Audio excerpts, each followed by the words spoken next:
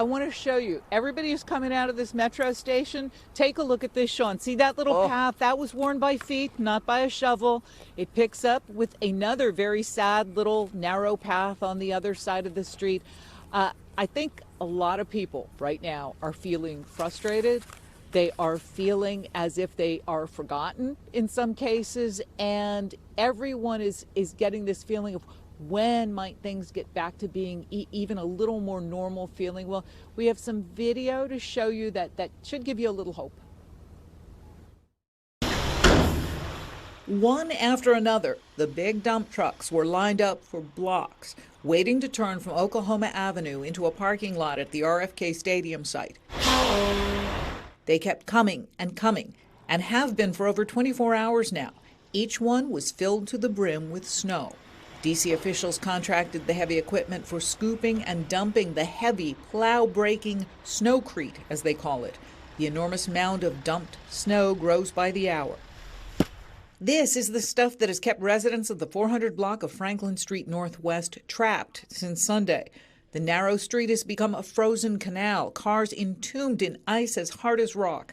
This afternoon, hope came alive in the form of a snowplow, but there was crushing disappointment when it became clear the plow was too wide for Franklin Street. It is now essentially barricaded by the snow the plow piled up. We're all worried about our neighbor who has needs dialysis for her kidney treatment. That's first and foremost. And then also we're worried about the economic downturn.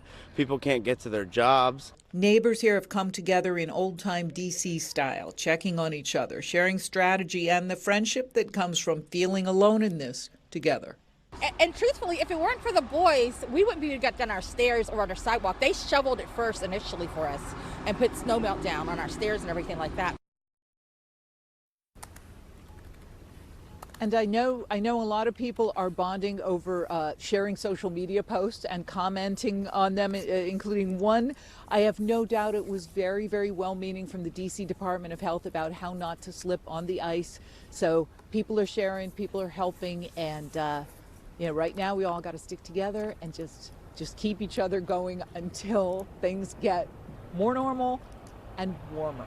Live in Northwest, Jackie Bensen, News 4. Back to you, Sean. That's great advice. And I feel like, Jackie, the people who were in your story talking about how someone else came through and helped, that's what we're seeing. And I think that's what's all giving us a little hope tonight, the community coming together to help out.